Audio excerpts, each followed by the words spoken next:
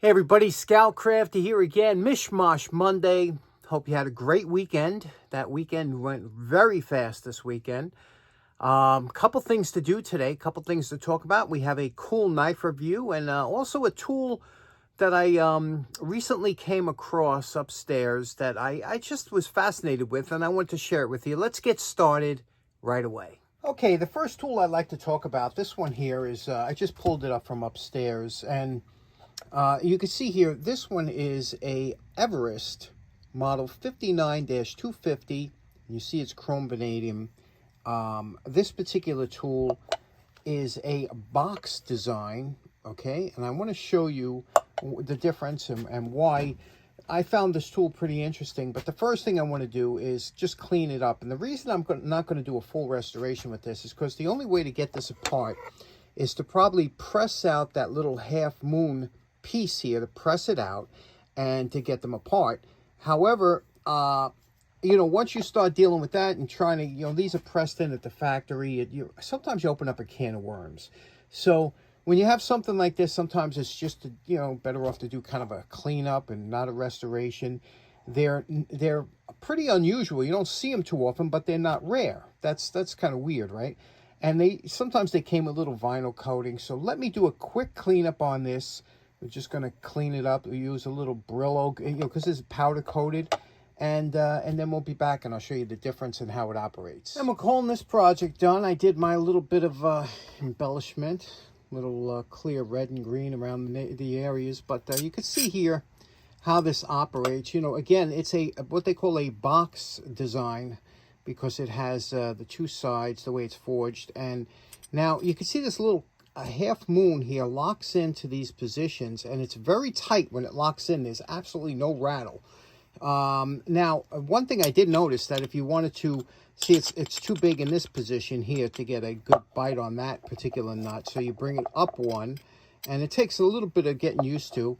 And here you could see what kind of grip you get with the next size. You see, it's not really 100%, whereas the channel lock here, if you see the grip you have here, much better purchase on here with 1, 2, and 3.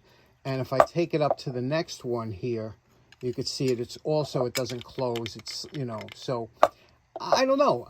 And this is side by side. Now, a lot of the professionals out there, they swear by the box joint design, and it's been around for a long time. But I've been using channel locks my whole life, and I'm used to them. So I've never noticed, I haven't worked with these enough, but I did find these fascinating because the chrome vanadium, you could tell when you have a good casting, you could see it in the grain of the metal. And all I did was remove the painting, but look at the casting on here. This is a beautiful, beautiful. Usually, how we're always grinding off flaws and things like that. There's very few, whoever did this, they did a decent job, it's just beautiful. I just like the design, and it is very unusual how that locks in there, that little half moon cam, depending on where you put it. This is your about as big as you can get, and then when you go all the way to the top, you see how it closes. But I like it. It's an interesting pair of channel locks or water pump pliers. The only thing is they used to have, I guess, a vinyl kind of grips over here, but they're always missing when I see these. They're always missing, so I guess they weren't too good.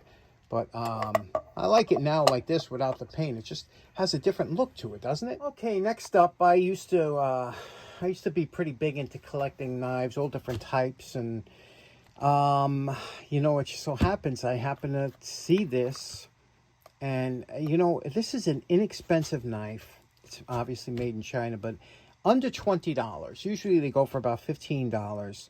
And I just love the style of this knife. And so I jumped on it. But let me show you here what it is. It's D2 steel. D2 steel is a very good steel. You don't usually see it in many knives. It's got ball bearing action, aluminum handle, which I like. They also come in composite handles in different colors. Pocket clip, and here, it's a little deceiving when you see this. The first thing that jumps out is this big USA sign, but then you look close and it says designed, engineered, and tested, which is kind of bogus, right? But then you can see it's a product of Vietnam, but finished in China. So this thing's been all over the world, right? Let's take it, open it up. And after I bought it, I was kind of excited about it because I like the design. And then I found out there was a dozens of reviews on these things because they're so cheap.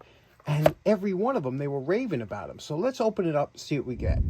Okay, as many of you know, I'm not a fan of clamshell packaging. And a lot of people get injured with this stuff every year. So you got to be careful. But, you know, you're excited to get it open. Here it is. And let's take a look at it. First we go, no wobble whatsoever. It's got a stone wash blade, which is kind of nice. It almost like a worn look. But this bolster here, you see this is a big thing for me.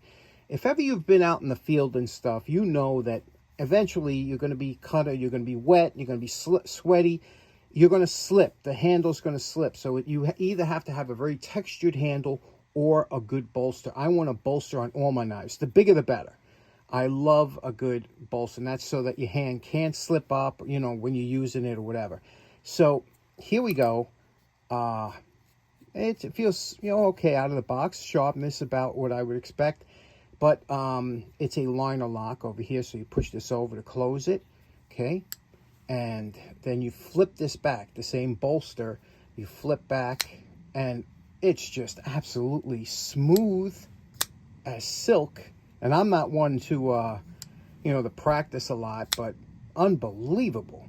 This is some beautiful design. You know, I got kind of big hands. It has, you can remove this pocket clip, or you could change, well, you can remove it. You can't change it from one side to the other, but just beautiful. Very comfortable in the hand. It's got just the right amount of jibbing on the back of the blade. You know, and I like the design. It's a nice looking knife, right? And for $15 is what you can probably, you know, on eBay you'll see it for $15 and maybe $5 shipping, but you know, $20. How can you beat a knife like that? D2 steel.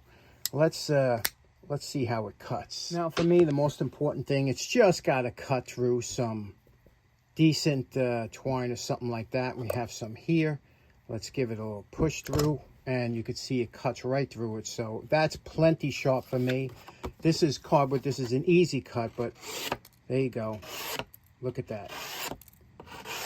Just fantastic. So this is called the, like I said, the Crescent EDC. And I hate to always show you guys things that you might want to go out and buy, but if you come across this for $15 or $20, I paid $20 because I got on eBay. Unbelievable. It has to be one of the best buys that I can imagine. So just wanted to throw that out there for you. Okay, next up, a good friend of the show by the name of Gareth Swanson contacted me, and he said, listen, I wonder if you can help me out with a problem I have. I have a scraper plane, and I have one of these upstairs.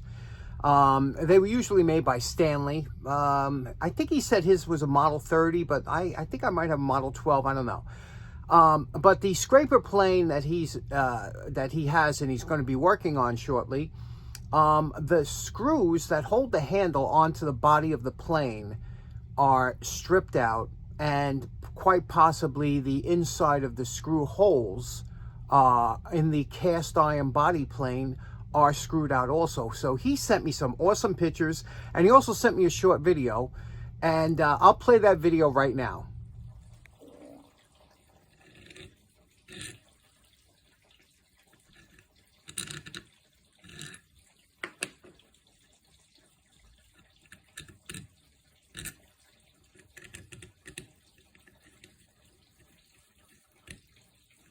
Now, Gareth asked me for some advice on how, you know, I would go about fixing it, just to kick it around and see what he wants to do. And I was so excited about this project. I said, oh, wow, this is the kind of projects I love, especially anything that has to do with threading, things like that, because you have to weigh all the variables. First of all, the plane itself, the body, is cast iron, so welding is rough. You know, you start welding cast iron, you got to know what you do. You got to preheat it. It's not easy to get a good weld in it. So if you want to weld the holes up and then try and re-tap it, you're going to put some heavy pressure on there as you're trying to break that weld, and you might break that thin casting. See, there's the problem. We have a thin casting. So normally what you would do is just, you know, drill it out and tap it the next size up. But it's so thin, Drilling it out is not a question. So how do you fix something like this? This is a great problem, isn't it? I mean, you sit there and you go, wow, this is something where you think about. A Healy coil is a small device that you would put in there, but again, you have to drill it out to the next size to insert the Healy coil. Can't do it. So I was kicking this around in my head yesterday, and I was saying, wow, what would I do, you know? And I'm fascinated by it. But what I would do, personally, how I would fix it, and I want to know what your ideas are.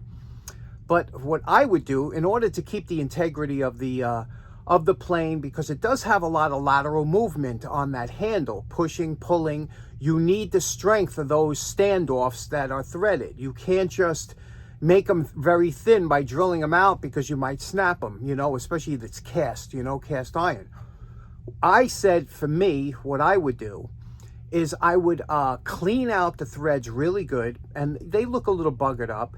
Obviously, the bolts look like they're stripped. You could see the strip. So I would get 2 new bolts. They were common bolt, of brass. They look like 1/4 by 20 by 2 inches. I would personally clean out the receiving holes, the standoff holes, really good with a round wire brush. Clean it out real good, and some solvent. Get that super clean. And then what I would do is I would fill up it. I would take JB Weld, fill up all those threads in there, and re-tap it with a tap once the JB Weld obviously is cured. And then I would use 2 new bolts. And I believe personally that would be more than enough, because you have an inch of threading that bolt, that 1/4 by 20 bolt will grab onto. It's not like we're fixing a nut. We only have a short amount. JB Weld is much stronger than most people give it. Or you could use PC7, another good heavy-duty epoxy that's threadable, that's meant to be threaded. So that's what I would do. I would clean it out good, you know, fill it with JB Weld, re-tap it, and then I would get 2 new bolts, and I think you're being. But what do you think out there? What would be your opinion? How would you fix it? No wrong answers. Leave them in the comments. Okay, last up. My girlfriend had asked me, she said, listen, I got a couple knives. You think you could sharpen them up? They're dull or whatever. And I love a good, you know, challenge. And especially, this is great practice, because these are junk knives, okay? Now, when I say junk knives, you know, there are different steels that are used to make a knife throughout history. And usually, the easier it is to sharpen, you got to be careful. Sometimes they tend to rust, like a carbon steel. Most of these are a stainless or a stainless steel variant, and stainless steel has good properties as far as it's very strong, it's flexible, and it's resistant to staining, which is great for food preparation. The problem is that they are hard to sharpen because of those same characteristics that make them good for other things. So here we have, once these dull out, you can see this one here is dull because you can see the finish on here. And again, I would never do this with a sharp knife, right? But this is just like running the back of it. Now, it's very not sharp at all. So, and you can see here, you couldn't even begin to cut, you know, a piece of, and this is a thin index card. None of these. They're all dull. They're all the same. So I'm going to show you a quick way. Again, you don't want to waste here. You don't waste your stones. Now, stones are expensive. You get good stones, good quality sharpening stones. So you're not going to waste your good stone on a junk. Although it's good practice, you don't want to waste your stone on a knife like this. You know, this is a you know, a couple dollar knives. So what we're going to do is I'm going to show you using the belt sander. I'm going to show you a quick way to put an edge on these knives. Now, the first thing I'm going to do is I'm going to go through some of my belts, and I'm going to get worn belts that are worn. Now, all these belts are worn out. This one here hardly has any grit on it here, you can see. But the first thing we're going to do is we're going to take a, you know, something that's obviously a fine belt, and when it's so worn, you can't even read what the belt grit was. It don't matter. You go by feel. So I'm going to take this one here. It feels pretty fine. And the first thing we're going to do is just clean up the edge on a downstroke. I'll show you what that means. Now, just to clean up the edge, the first thing we're going to do is, like I said, a downstroke. We're going to hold the blade with the sharp edge facing down and drag it across the blade, just both sides like that, just to clean up the edge. Now, the reason we're not addressing it like this is because with these cheap knives or anything, you're just going to tear off the abrasive off of your belt, And although this gives you a better cutting finish, we're going to wait till later on till we get to a real worn belt that to do it that way. So first thing we're going to do is drag across just like this, keep it at an angle at about 10 degrees or so, just to get it to give you a clean up that edge. Now you see what we did. We put a fresh edge on there with just that running it across that a couple times. And you can see now, again, it's going to be a little bit of a jagged. This is just a primary edge, just to get rid of that old junky edge that was on there. Only a couple draw strokes, took 2 seconds. We're going to do that on all the knives. Next up, using a slightly more worn belt, what we're going to do is we're going to face the blade up, and we're going to get it that same 10-degree angle, and just really quickly run it across. Remember, we have that one bevel. Now we're just going to clean up that very fine edge, just run it across both ways, and then I'll show you what that looks like.